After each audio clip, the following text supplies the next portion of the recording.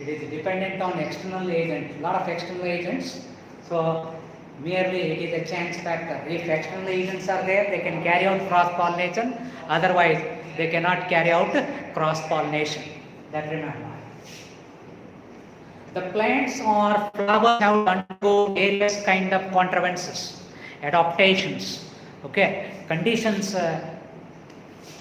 Flowers or plants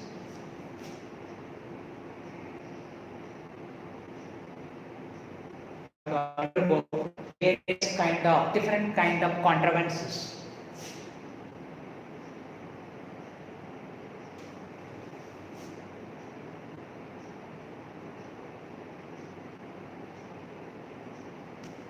Contrivances or adaptations or conditions. So flower or plants it can favor cross pollination. Otherwise, no possibility of cross pollination.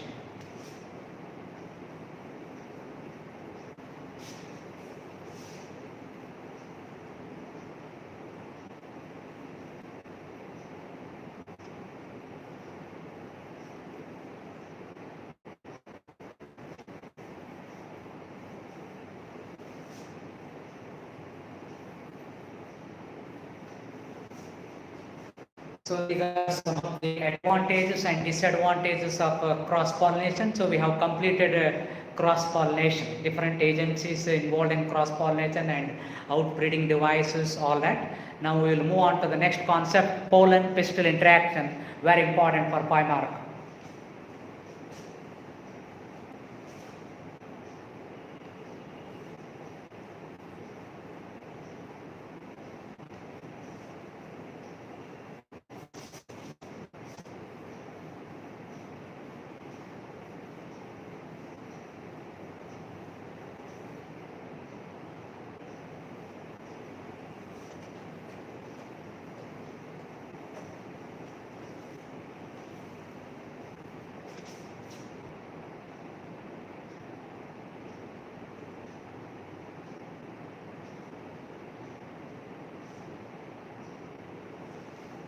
Pollen-pistil interaction. After pollination, pollen grain will land on the stigma of the flower.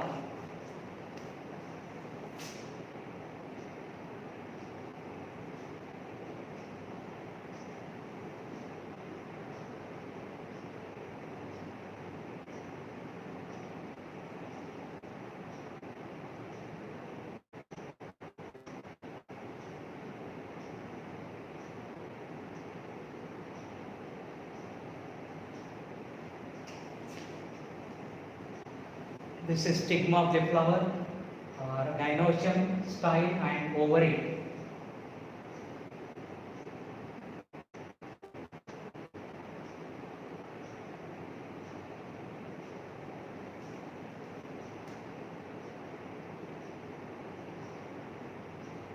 Egg, beside that we have two synergids, polar nuclei or secondary nucleus, and these are antipodals.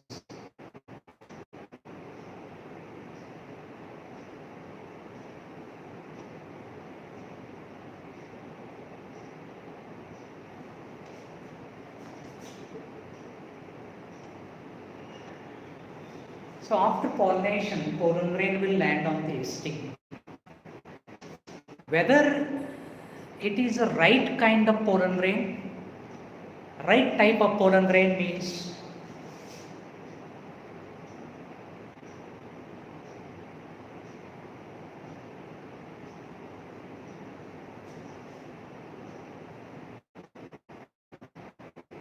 compatibility. So after the pollination, pollination is dependent on many external agents. With the help of these external agent, any of the external agent, pollen grain will be transferred onto the stigma of the flower. So pollen grain has landed on the stigma. So always there is no guarantee that right type of pollen grain will land on the stigma. Many times wrong type of pollen grain also will land on the stigma. So right type of pollen grain means it is compatible. It is related species pollen grain is related species pollen grain and that of stigma.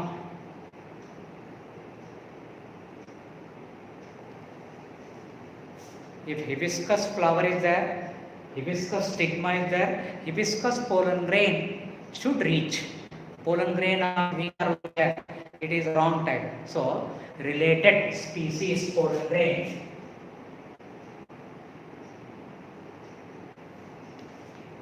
and that of stigma. Related means what kind of plant that female reproductive part is there.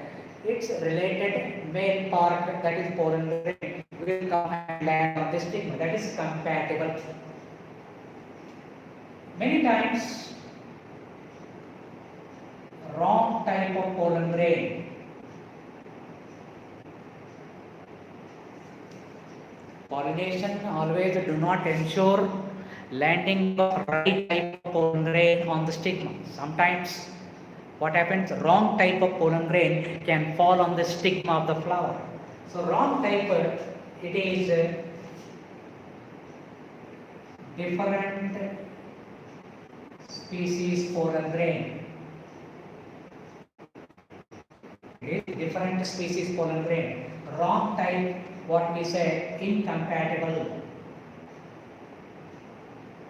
We refer it as incompatible pollen grain. Maybe different species pollen grain or pollen grain of same plant. Pollen grain of the same plant, if it is self-incompatible. Pollen grain of the same plant can also fall on the stigma, what we have learned. That kind of pollen grain also can reach the stigma. Now, when the pollen grain reaches the stigma, whether it is a right type of pollen grain, that is compatible pollen grain, or it is the wrong type of pollen grain, incompatible pollen grain, that is recognized by the stigma of that pistil or gynoecium. Stigma can recognize whether the pollen grain is compatible or incompatible. Now, if it is compatible, pollen grain, if it is compatible, stigma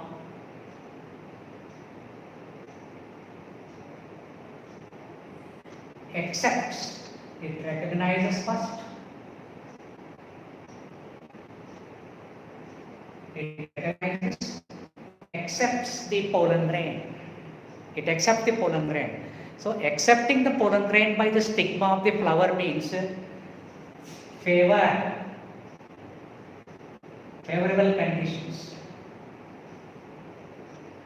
It favors the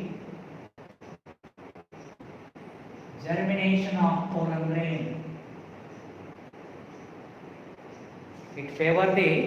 It promotes the germination of the pollen grain on the stigma. Suppose if it is incompatible, if the pollen grain which has been landed on the stigma, if it is incompatible,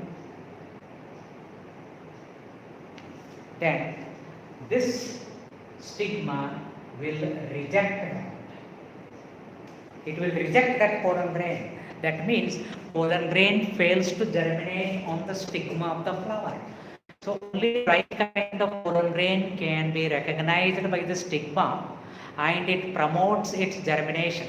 If it is the wrong type of pollen grain, then stigma will recognize it and it will reject it as it is an incompatible pollen grain. It do not provide any favorable condition or it do not provide any chemical substances so that that pollen grain can germinate. It will not germinate if it is incompatible. So there is what you call a continuous chemical dialogue. There is a continuous chemical dialogue between the pollen grain and the stigma or pistil, which establish whether the related pollen grain is there, compatible pollen grain is there, or it is incompatible, non-related pollen grain is there. So that is being recognized by the stigma of the flower.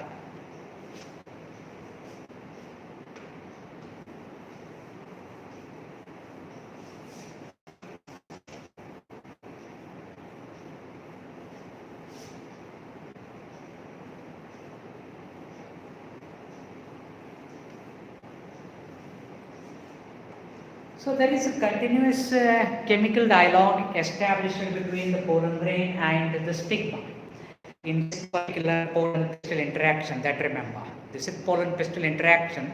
Suppose if compatible pollen grain has landed on the stigma and stigma has recognized it and it has accepted that it is related species pollen grain, so it provides all favorable conditions so that the pollen grain can germinate.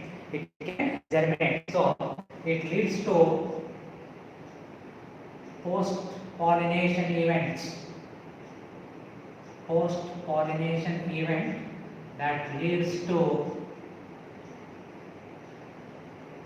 fertilization. Post-pollination event. Stigma has identified that pollen grain is compatible, it is related species pollen grain. The stigma will provide every certain chemical substance that help in germination of the pollen grain on the stigma. So, post-pollination event that can lead to fertilization.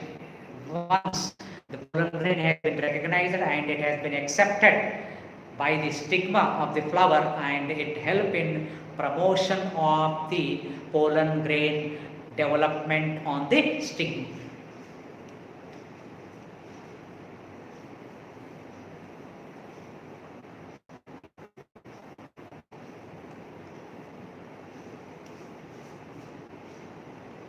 We know that pollen grain exine is made up of sporopollen.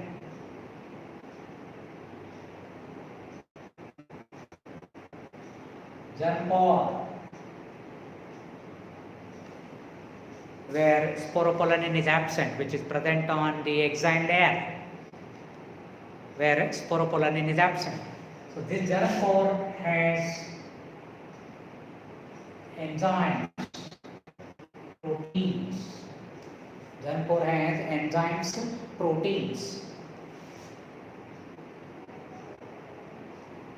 Intine layer which form the pollen tube. Intine layer will form the pollen tube. Pollen tube will come out of the what you call the pollen grain or the germpore.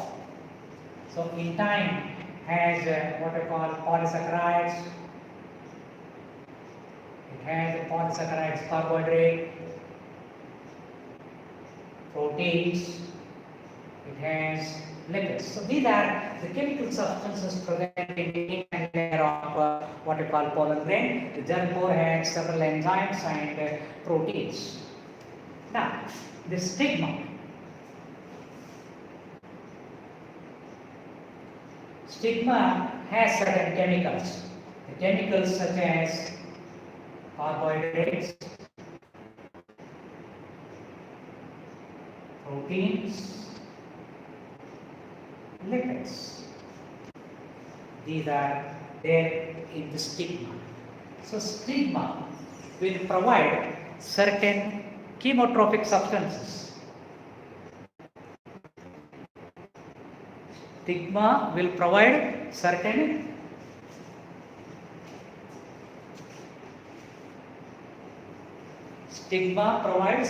chemotropic substances.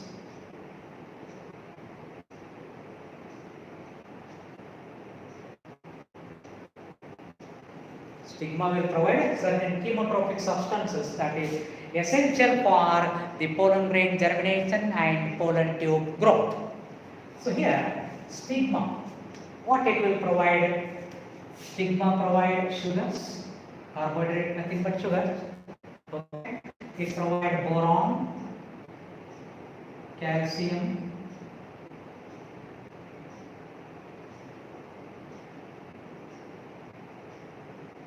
inositol, sugar complex. Boron, calcium, inositol, sugar complex. So this is the chemical which is provided. So sugars it will provide, and calcium ion, magnesium, potassium. So certain salts like sugar, boron. These are the chemotropic substances provided by the stigma. Because of that, the pollen grain will germinate on the stigma if it is compatible.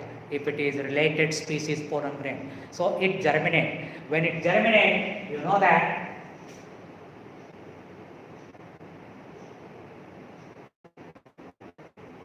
it is going to produce pollen tube.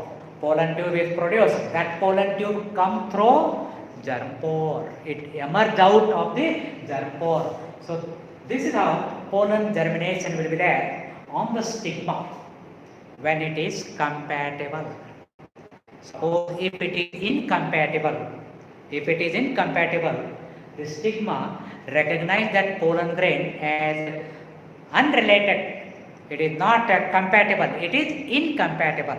Then this stigma will not provide these chemotropic substances which are essential for the germination of the pollen grain and for the growth of the pollen tube. Will not be provided. Hence, pollen grain fails to germinate.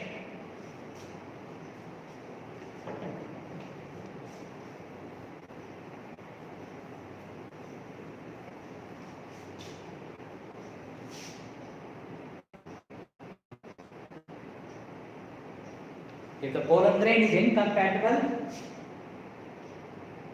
pollen grain fails to germinate. Suppose if pollen grain germinate, inhibits pollen tube growth through stigma and style. If compatible, then pollen grain germinate and it is going to form pollen tube. Okay. If it is incompatible, stigma will recognize it as incompatible pollen grain, unrelated pollen grain. Then this pollen grain either fails to germinate. Suppose even if it germinates, then this pollen tube growth will not be there through stigma and style. See, this pollen tube should elongate and should reach the ovule. Then it should enter the embryo sac. That can lead to what we call fertilization. Otherwise, there will not be fertilization. So, the stigma will provide certain chemical substances that favor the germination of the pollen grain. Remember, there is a chemical dialogue or reaction between the polysaccharide protein derived from the intine layer of the pollen grain and the chemotropic substances provided by the stigma. So these chemical dialogue only will help the stigma in recognizing the pollen grain of its compatible pollen grain or incompatible pollen grain. So that is how it promotes in favor the germination of the pollen grain. So when the pollen grain germinate, it produces the pollen tube. This pollen tube will start elongating and it start growing in length. Okay, so this pollen tube will have certain enzymes. These enzymes helps in pectinase,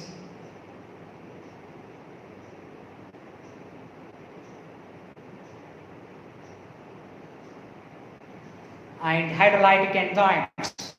Okay, these enzymes, these enzymes are secreted mainly by secretory tapetum or glandular tapetum, we have learned. Okay, so that helps in dissolving the stigma. The stigmatic surface will be dissolved, and whatever the tissues, these tissues will be digested, and this pollen tube, the pollen tube will elongate in response to the chemical substances provided by the stigma and also provided by the style. So the elongation of the pollen tube, the growth of the pollen tube is chemotropic. It is chemotropic movement. The response of the pollen tube growth towards the chemical substances provided by the stigma and style. So it is chemotropic growth that you remember. So this pollen tube, whatever the content is there, that all content will move towards the tip of the pollen tube. It moves towards the tip, the content, cytoplasmic content, the nuclear content of the pollen grain will move towards the pollen tube tip.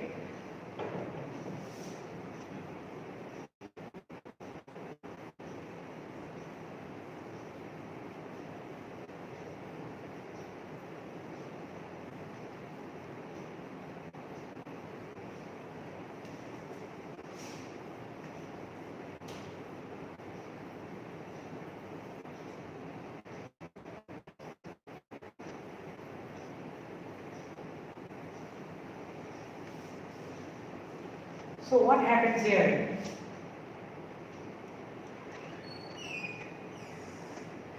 This pollen tube tip, it will carry cytoplasmic fluid.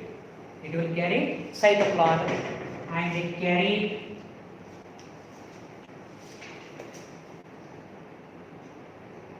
vegetative nucleus. It carries the vegetative nucleus or tube nucleus. The tube nucleus or vegetative nucleus, then the vegetative cell that will be there usually towards the tip of this pollen tube. This is pollen tube.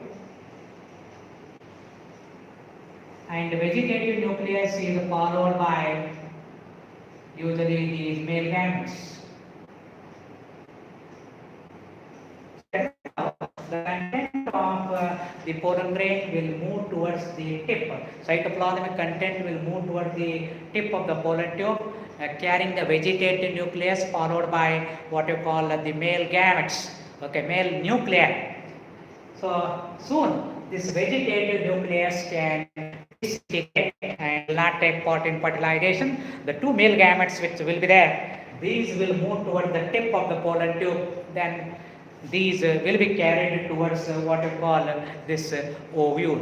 Remember this. We have learned that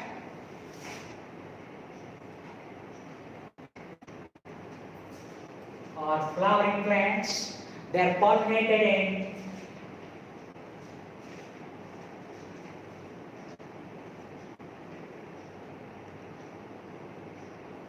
two-cell stage. 60% of angiosperms or flowering plants, in them pollen grains are pollinated or shed in two-cell stage. So when it is in two-cell stage, it has larger vegetative cell and smaller generative cell. Larger vegetative cell and smaller generative cell. This is a two-cell stage.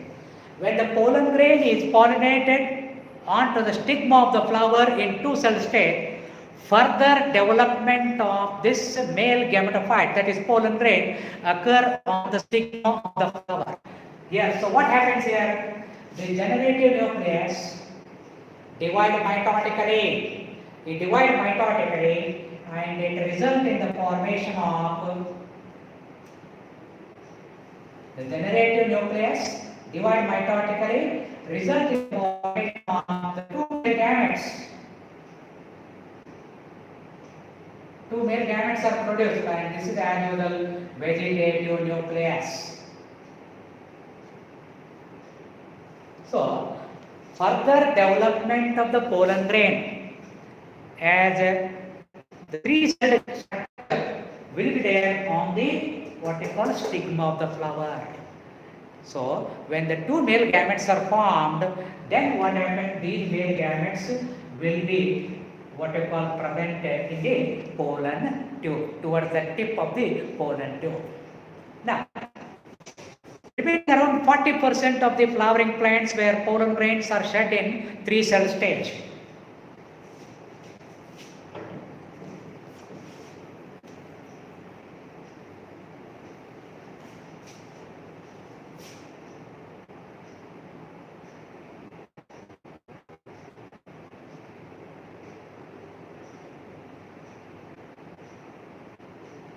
When the pollen grains are shed in three-cell stage means one vegetative cell or nucleus and two male gametes. Three-cell stage. This is three-cell stage. So already three-cell stage. When it is already three-cell stage, no further development is required. It is no requirement of further development of the male gametophyte. So already when it is in 3-cell state, so from the beginning, the pollen tube will carry vegetative nucleus and the male gametes. Suppose if pollen grain is pollinated or shed in the 2-cell state, then further development of 2-celled pollen grain into 3-cell structure, that is male gametophyte, occur on the stigma of the flower. So that how the pollen tube will grow in length. So it carries the male gamete. Vegetative nucleus will usually soon it disintegrate.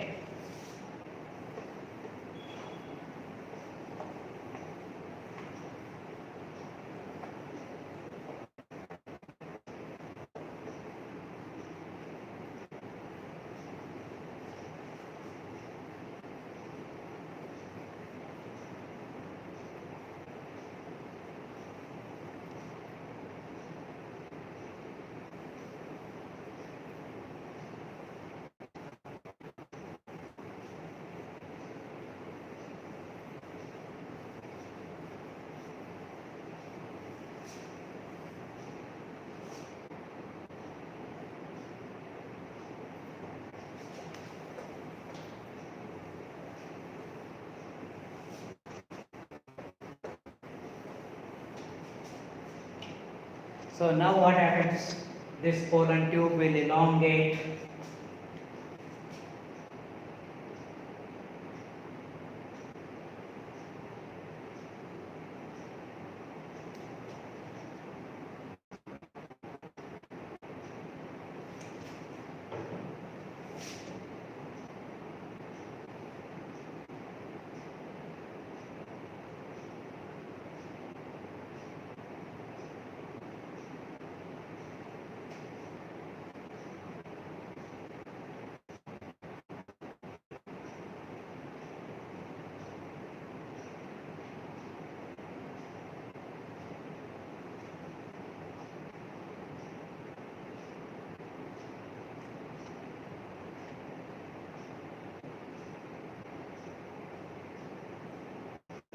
This pollen tube will carry the male gamete. The cytoplasmic content with the 2 male gametes.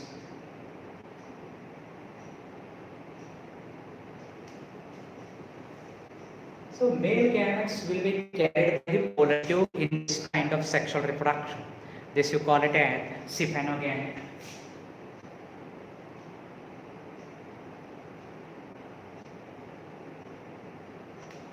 This is called as syphanogamy because here the male gametes will be carried by the pollen tube.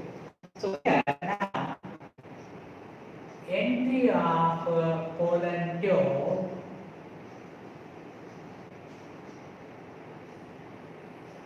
into the ovule. This is the ovule, okay, containing female gametophyte, micropyle, chalaga, egg apparatus, secondary nucleus or 2 polar nuclei, and these are antipodals. Now, 3 different routes by which the pollen tube carrying the male gametes can enter into the ovule. One is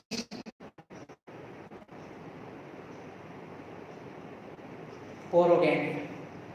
When pollen tube carrying the male gamete enter the ovule directly through the micropyle,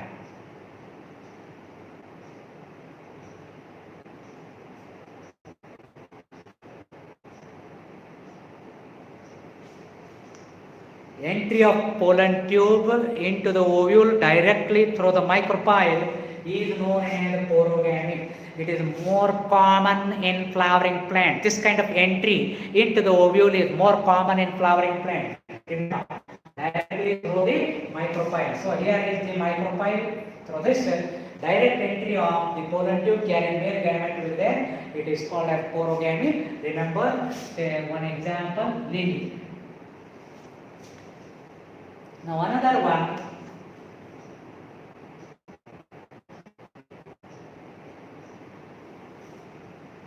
chalazogamy. Entry of the pollen tube carrying the male gamete first through chalaza. See here.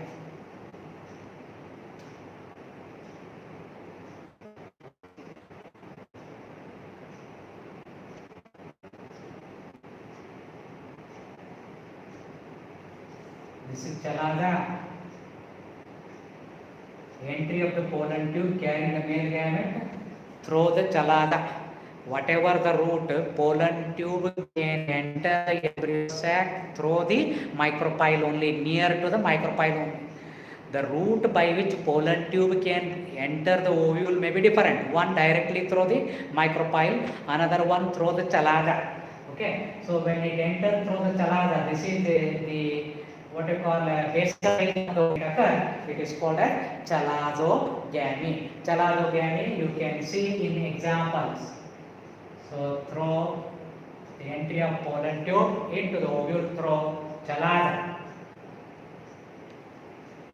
Example you have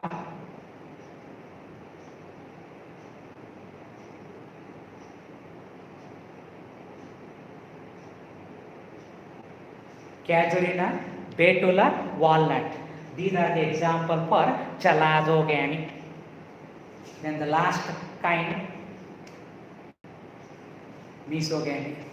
Entry of the pollen tube carrying the male gamete into the ovule through integuments.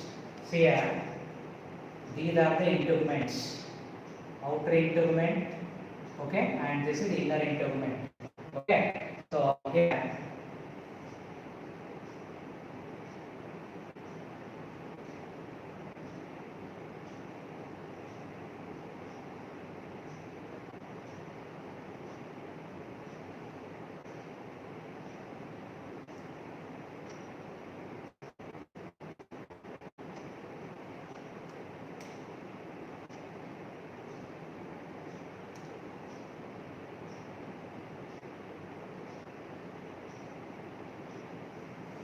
So these are integuments.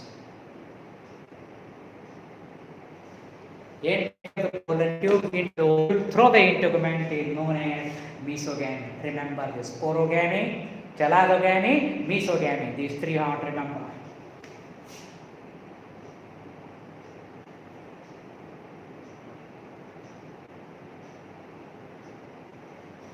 Through the integument, pollen tube can enter the what I call ovule.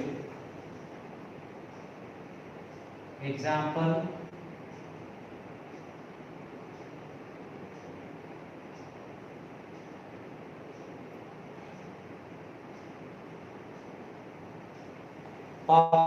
Cascota, cucurbita. These are the examples where you can see mesogamy. So, by these three different ways, the pollen tube can enter the ovule. So after entry into the ovule, now it should enter the embryo sac. So this is the embryo sac, what you are saying. You know, matured male gametophyte, 7 cell, 8 nucleated embryo sac of female gametophyte. Okay, so it should enter here now, into the embryo sac. So this is the entry of pollen tube into the ovule. Porogamy, chalazogamy, mesogamy.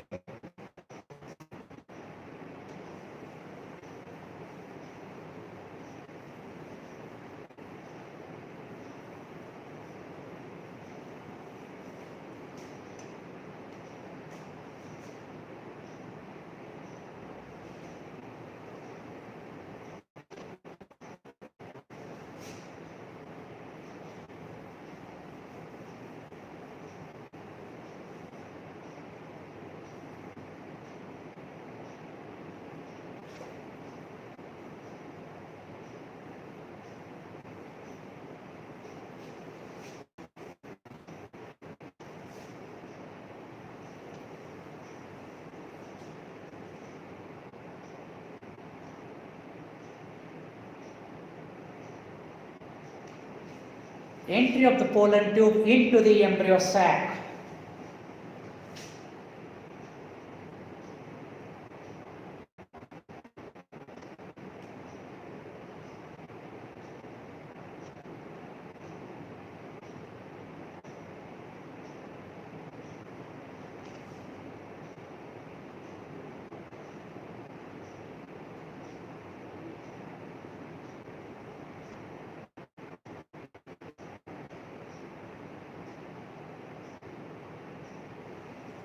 See here, the pollen tube carrying the male gametes can enter through one of the synergid.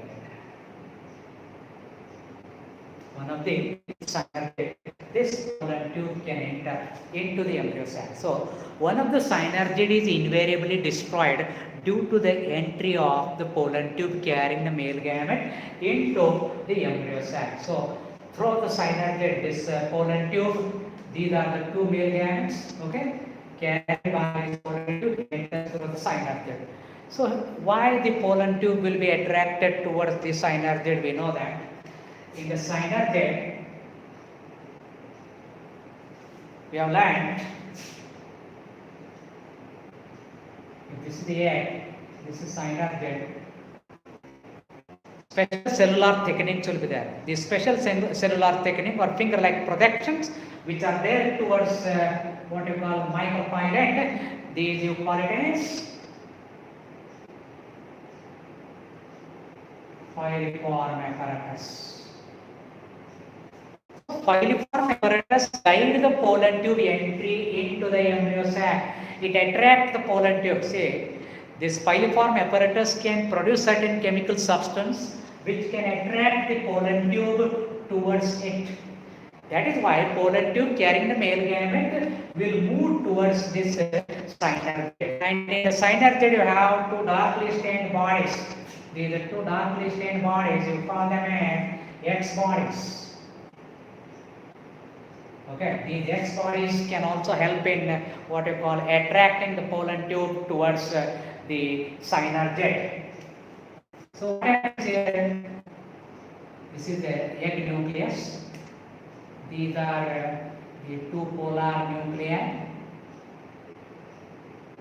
Polar nuclei. Okay. So the filiform apparatus which is there, it has attracted this pollen tube towards it. And this pollen tube has entered into the cytoplasm of this is the synergid nucleus. This is synergid nucleus, this is egg nucleus. This is egg nucleus, this is synergid nucleus. So after entering into the synergid, now the pollen tube will develop the pore due to the enzymatic action. This pollen tube will develop pore.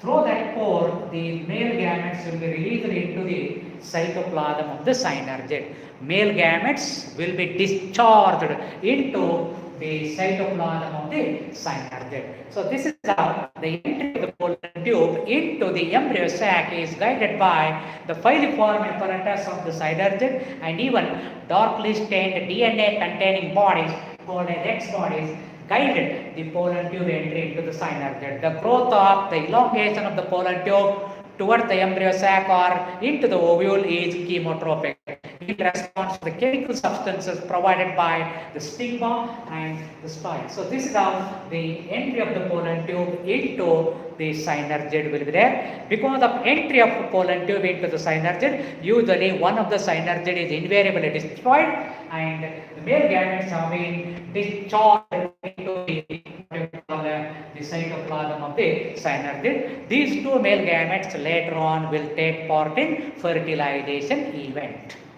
So that we will learn little later on. So here, right from the pollination,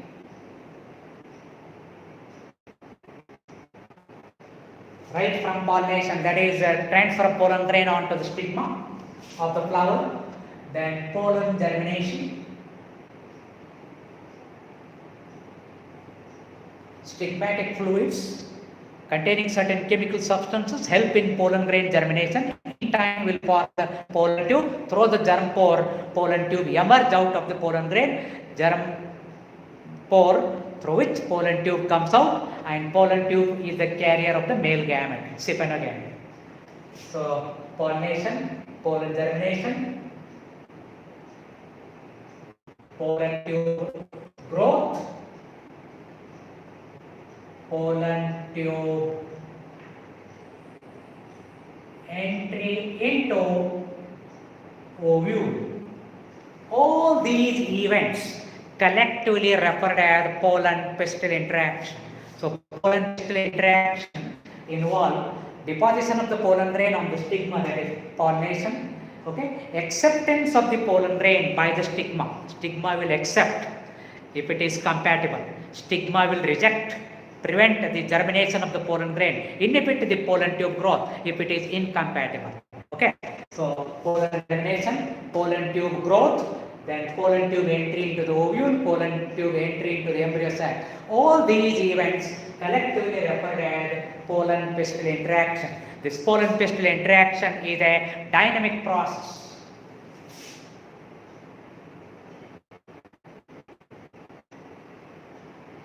It is a dynamic process as it involves the recognition of pollen grain by the stigma.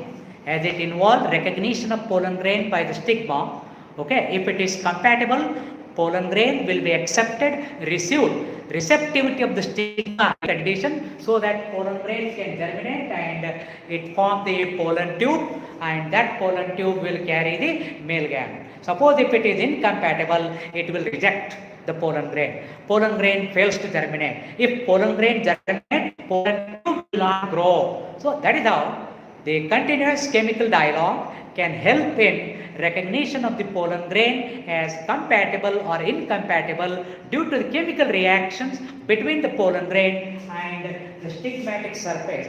So it is a dynamic process. Dynamic process. So remember, this is very important concept, pollen pistil interaction, 5 mark.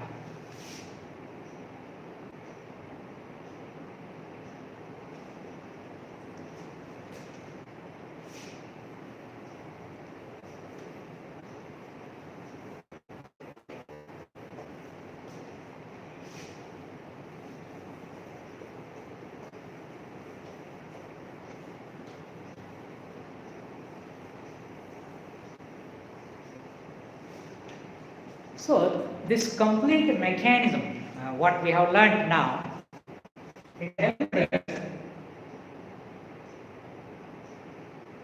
plant breeders. The pollen pistil interaction, complete process has been understood by the plant breeders. So that has helped plant breeders mainly.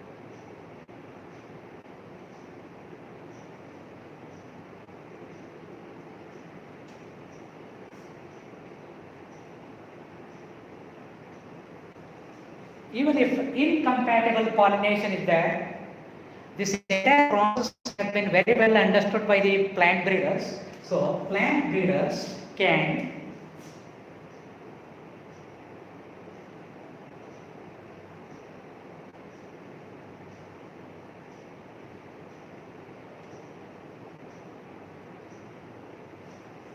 manipulate pollen pistil interaction. They can manipulate pollen pistil interaction to produce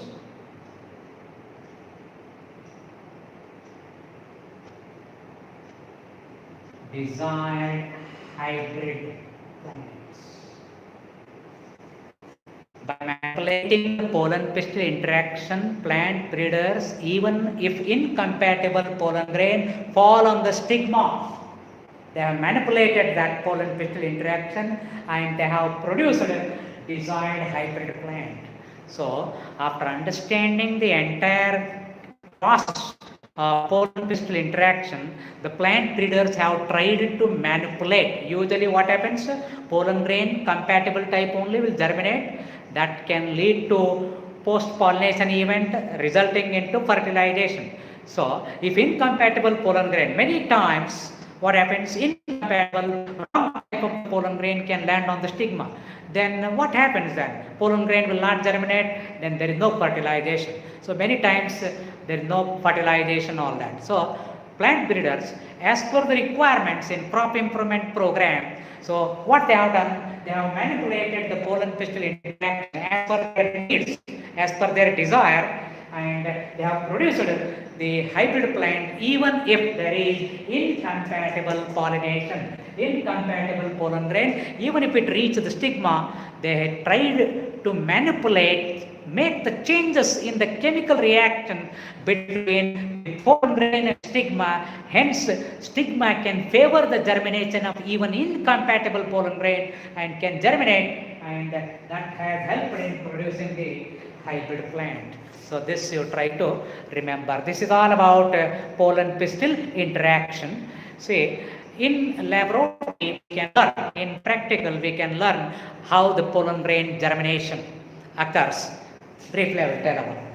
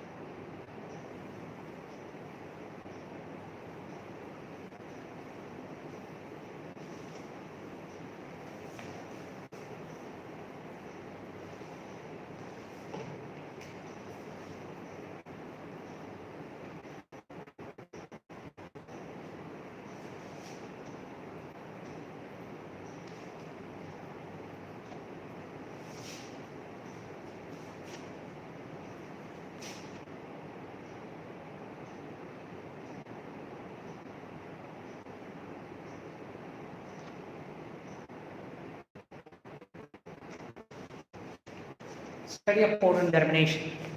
So in practical we are going to do this experiment. See, we take the pollen grain of the plants, the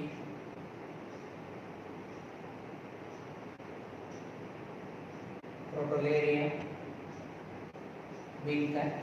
So pollen grains of these, any of the plants. So usually in practical we take Vinca rosea, that is Sadabahar.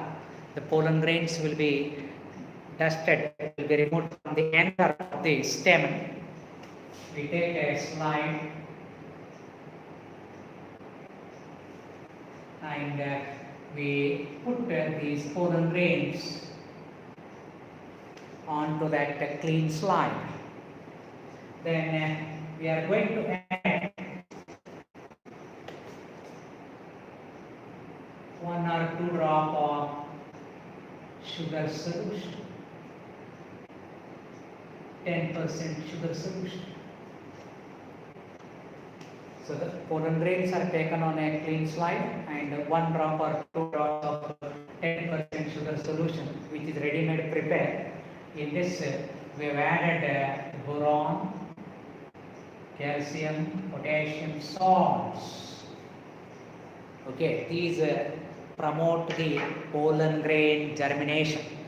So we have to keep for around 15 to 30 minutes.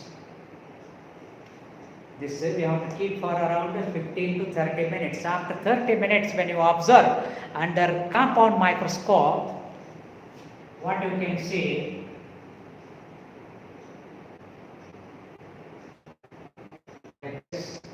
small pollen tube germinated from the pollen grain. Okay, so this practically you are going to do, you will get a complete, correct, detailed idea regarding this. Okay, but remember we use around 10% sugar solution, to which we have added the salts of boron, calcium and potassium salt. Okay, that helps in what you call promotion of the germination of the pollen grain. So this method we refer it as hanging drop method to study pollen germination.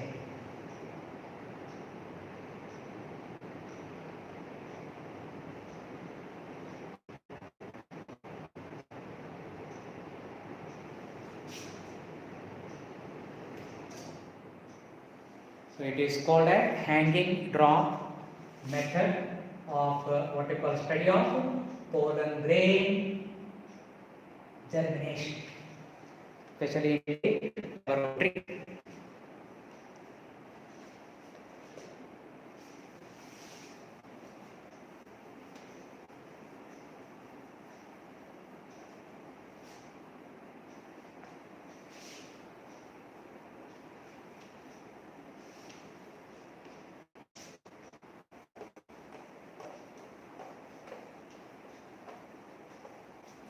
So usually we use that the Sada Mallige or Sada Bahar pollen grain to study pollen grain germination in lab.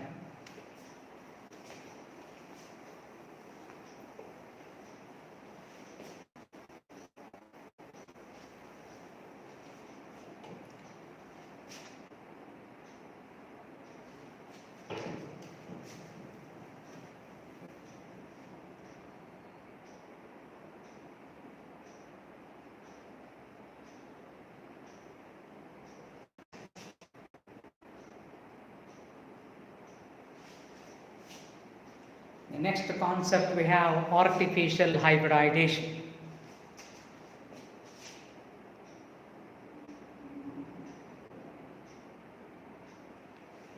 In plant breeding, the plant breeder or agricultural scientist or the farmers will carry out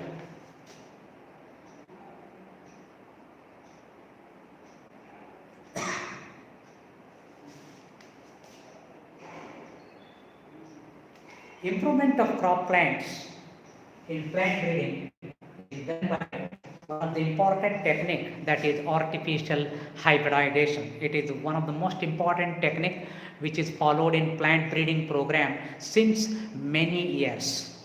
So what is this artificial hybridization here? So what we do,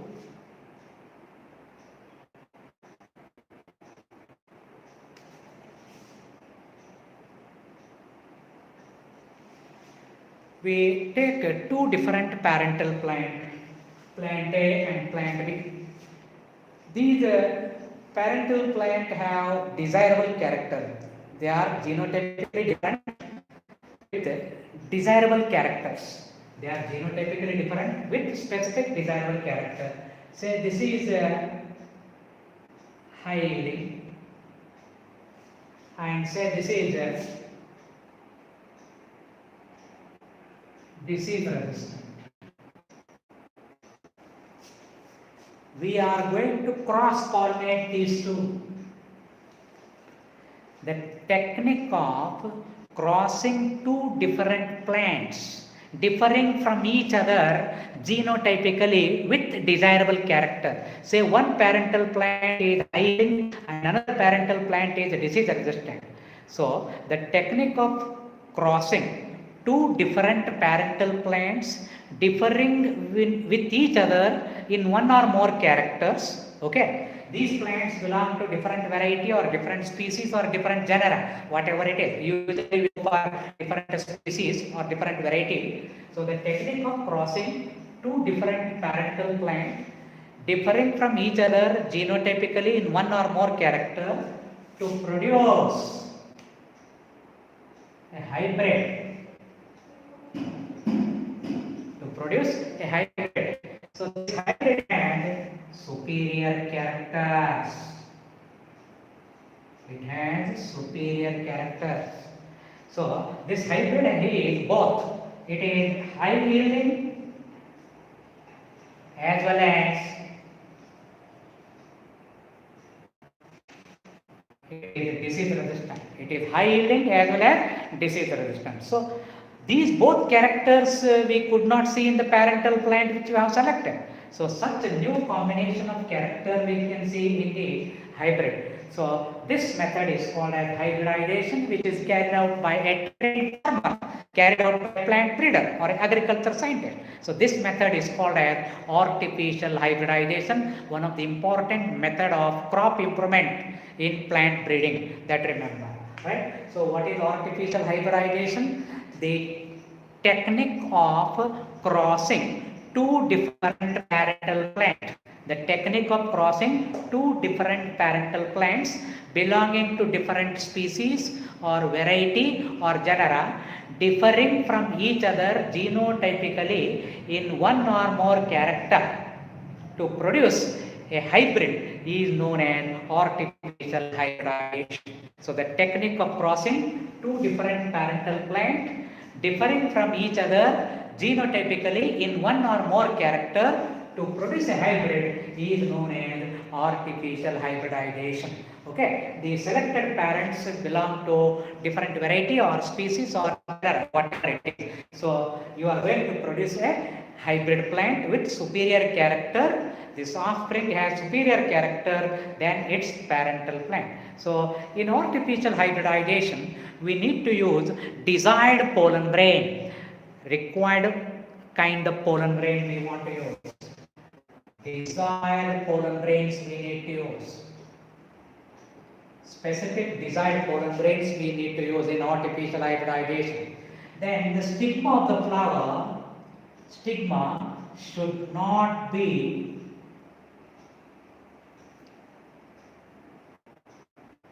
contaminated with unwanted pollen grains. In case of artificial hybridization, we are using the specific required high quality desired pollen grains for pollination. Then the stigma of the flower should not be contaminated with undesired or unwanted pollen grain. So these two conditions are very much important in artificial hybridization. So to do so, what process, what practice we follow? One for emasculation and another one we follow bagging. What are these? I will continue tomorrow.